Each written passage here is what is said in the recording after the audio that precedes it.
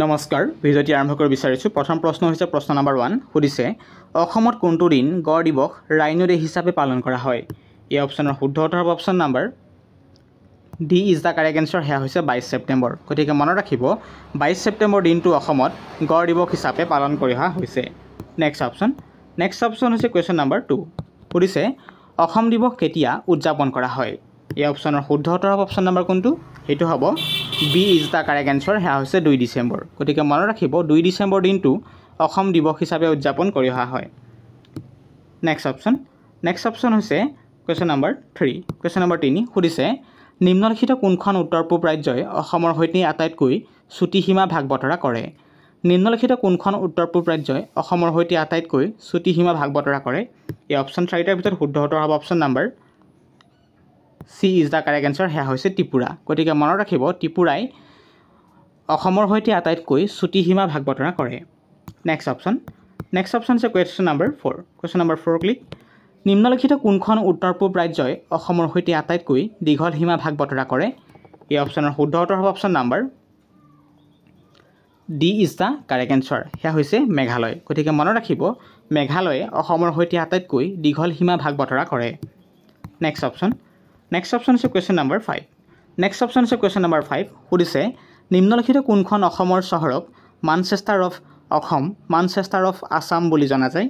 এই অপচনৰ শুদ্ধ উত্তৰ হ'ব কোনটো হেয়া হ'ব B is the correct answer Sualkuchi গতিকে মনত ৰাখিব শুৱালকুছি হৈছে অসমৰ চহৰক মানচেষ্টাৰ অফ অসম নামেৰে জনা যায় আৰু এইখিনি জনাই থব বিচাৰিছোঁ দৈনিক সকলোখিনি জিকে প্ৰশ্ন ইত্যাদি পাই থাকিবলৈ আমাৰ চেনেলটিক ছাবস্ক্ৰাইব কৰিব ভিডিঅ'টিক লাইক এটা কৰিব ভিডিঅ'টি যদি আপোনাৰ উপকৃত হৈছে নিশ্চয় আপোনাৰ লগৰ প্ৰিয় বন্ধুলৈ ভিডিঅ'টি শ্বেয়াৰ কৰিব নেক্সট অপচনলৈ আগবাঢ়োঁ নেক্সট অপচন হৈছে কুৱেশ্চন নম্বৰ 6 সোধা হৈছে যে নিম্নলিখিত কোনটো অসমৰ আটাইতকৈ সৰু ৰাষ্ট্ৰীয় উদ্যান এই অপচনৰ শুদ্ধ উত্তৰ কোনটো হ'ব এই অপচনৰ শুদ্ধ উত্তৰ হ'ব option number D is the correct answer হেয়া হৈছে ওৰাং ৰাষ্ট্ৰীয় উদ্যান গতিকে মনত ৰাখিব ওৰাং ৰাষ্ট্ৰীয় উদ্যান হৈছে অসমৰ আটাইতকৈ সৰু ৰাষ্ট্ৰীয় উদ্যান নেক্সট অপচন হৈছে কুৱেশ্চন নম্বৰ 8 আৰু নাম্বাৰিঙৰ ওপৰত গুৰুত্ব নিদিব মুঠতে প্ৰশ্নৰ জিকে পইণ্টখিনিৰ ওপৰতহে গুৰুত্ব দিব কুৱেশ্চন নম্বৰ 8 অসমত কিমানখন ৰামচাৰ ছাইট ক্ষেত্ৰ আছে এই অপচনৰ শুদ্ধ উত্তৰ কোনটো হ'ব এই অপচনৰ শুদ্ধ উত্তৰ যদিহে জানে কমেণ্ট কৰক এই অপচনৰ শুদ্ধ উত্তৰ option number A is the correct answer হেয়া হৈছে এখন গতিকে মনত ৰাখিব অসমত এখন ৰামচাৰ ছাইট ক্ষেত্ৰ আছে গতিকে নিশ্চয় কমেণ্ট বক্সত কমেণ্ট কৰি যাব ইয়াৰ যোগেদি আপোনালোকে গম পাব আপুনি পৰীক্ষাৰ বাবে কিমানখিনি প্ৰস্তুতি চলাইছে আপোনাৰ প্ৰস্তুতিৰ প্ৰক্ৰিয়া কেনেকুৱা হৈছে মনত ৰাখিছে নাই প্ৰশ্নখিনি কমেণ্টৰ যোগেদি নিজে কথাখিনি স্পষ্টকৈ মনত ৰাখিব নেক্সট অপচনলৈ আগবাঢ়িছোঁ নেক্সট অপচন হৈছে কুৱেশ্চন নম্বৰ 9 সোধা হৈছে যে কোন বছৰত দীপৰ বিলক ৰামচাৰ ছাইট হিচাপে ঘোষণা কৰা হৈছিল ইতিমধ্যে প্ৰথম কথা গম পালে আমাৰ ৰামচাৰ ছাইট কিমানখন এখন গতিকে এখন যিহেতু কোনটো হ'ব কাৰেক্ট এনসাৰ দীপৰ বিল আমি নিশ্চয় জানো দীপৰ বিল হৈছে আমাৰ ৰামচাৰ ছাইট এখনেই আছে আৰু এই যে ৰামচাৰ ছাইট দীপৰ বিল হিচাপে কেতিয়া ঘোষণা কৰা হৈছিল কোন বছৰত দীপৰ বিলক ৰামচাৰ ছাইট হিচাপে ঘোষণা কৰা হৈছিল এই অপচনৰ শুদ্ধ উত্তৰ কোনটো হ'ব এই অপচনৰ শুদ্ধ উত্তৰ অপচন নম্বৰ কোনটো হেয়া হ'ব C is the correct answer 2002 চনত গতিকে মনত ৰাখিব 2002 চনত বা 2002 চনত দীপৰ বিলক ৰামচাৰ ছাইট হিচাপে ঘোষণা কৰা হৈছিল নেক্সট অপচন হৈছে কুৱেশ্চন নম্বৰ 10 সোধা হৈছে যে question number 10 click question number 10 নিম্নলিখিত কোনখন নদী অসমৰ বিপদাপন্ন দক্ষিণ এছিয়াৰ নদী ডলফিন শিশুৰ বাবে বাসস্থান নিম্নলিখিত কোনখন নদী অসমত বিপদাপন্ন দক্ষিণ এছিয়াৰ নদী ডলফিন শিশুৰ বাসস্থান এই অপচনৰ শুদ্ধ উত্তৰ কোনটো হ'ব এই অপচনৰ শুদ্ধ উত্তৰ হ'ব option number A is the correct answer Kulsi নদী গতিকে মনত ৰাখিব কুলচী নদী নিম্নলিখিত নদী অসমৰ বিপদাপন্ন দক্ষিণ এছিয়াৰ নদী ডলফিন শিশুৰ বাবে বাসস্থান মনত ৰাখিব নেক্সট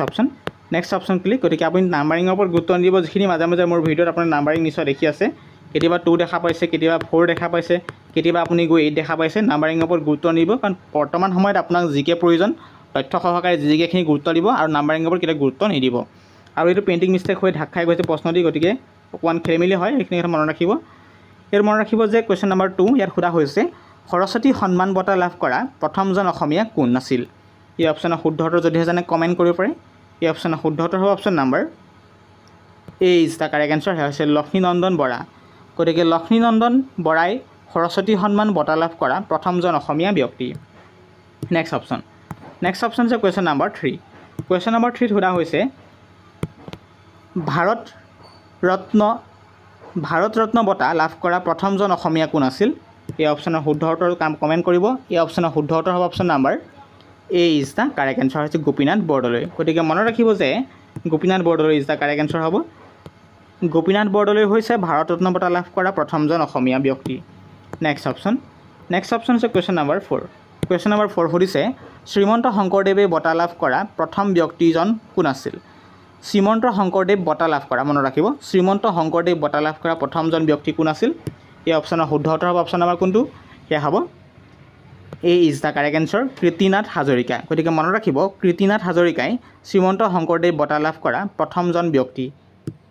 নেক্সট অপশ্যন ক্লিক আৰু মই আকৌ কৈছোঁ যিখিনি নাম্বাৰিঙৰ ওপৰত অলপ আপডেট খেলিমেলি হৈছে যিটো আপডেট চাৰ্ভ প্ৰব্লেম হৈছে গতিকে 1 2 3 4 আপুনি খেলিমেলি পাব পাৰে কিন্তু আপুনি নাম্বাৰিঙৰ ওপৰত গুৰুত্ব নিদিব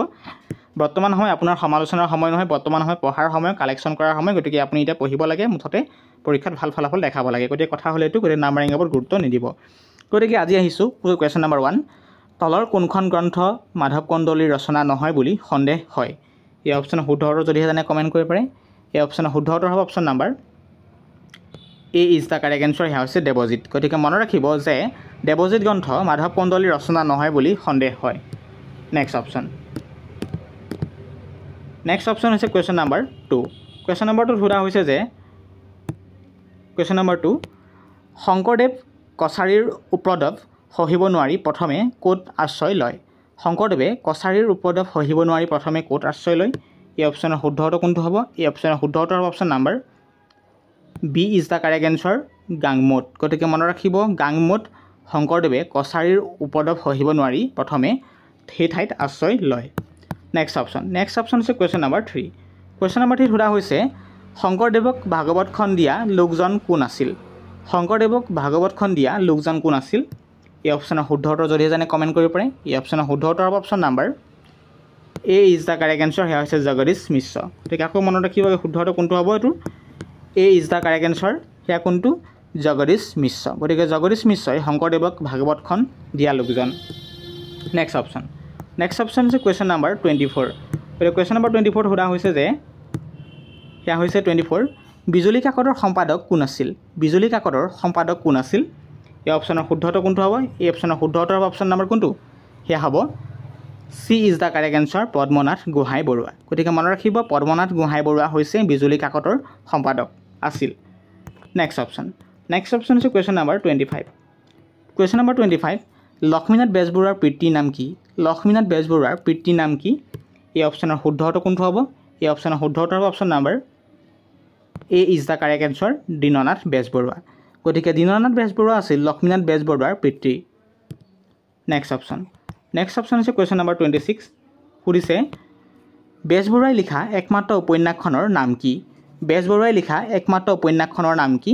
এই অপশ্যনৰ শুদ্ধ উত্তৰ যদিহে জানে কমেণ্ট কৰিব পাৰে এই অপশ্যনৰ শুদ্ধ উত্তৰ অপশ্যন নম্বৰ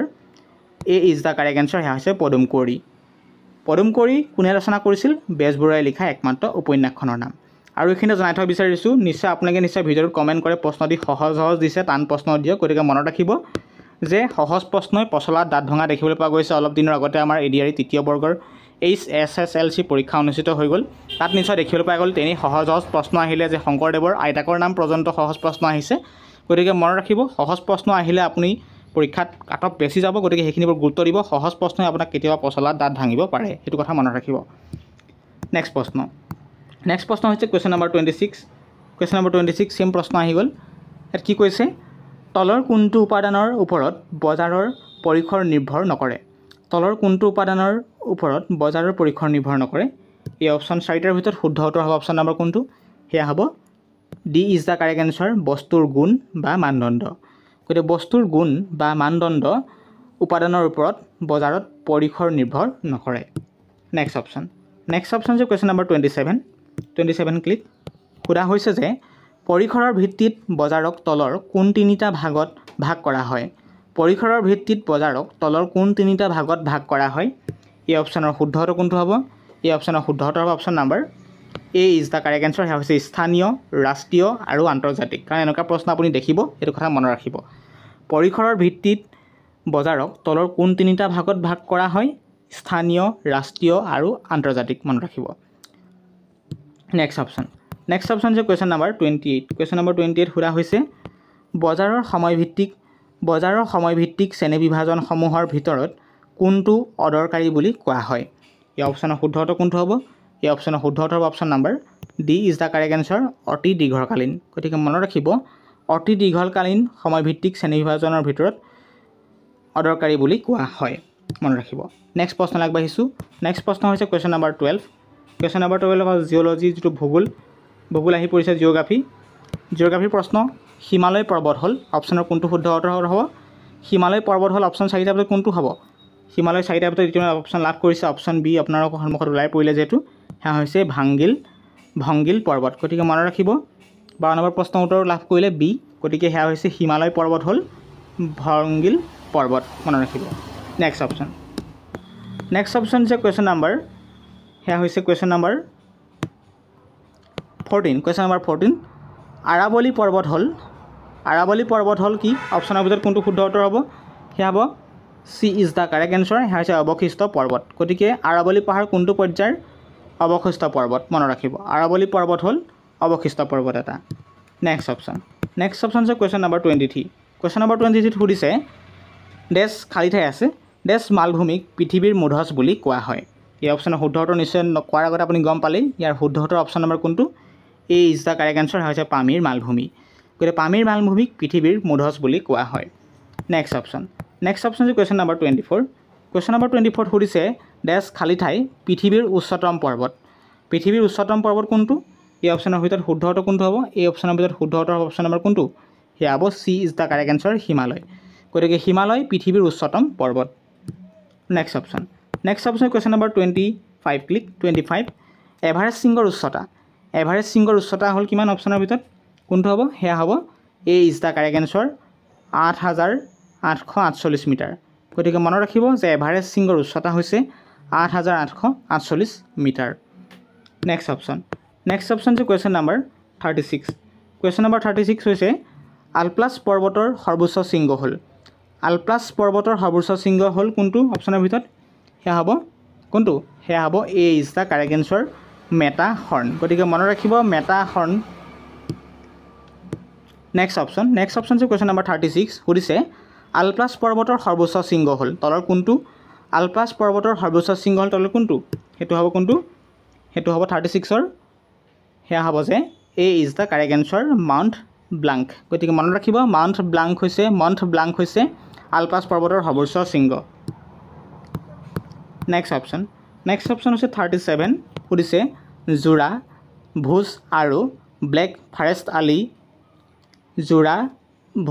আৰু ব্লেক ফৰেষ্ট আদি কোনটো পৰ্বতৰ ভিতৰত পৰিব এই অপশ্যনৰ কোনটো শুদ্ধ উত্তৰ হ'ব কোনটো 37ৰ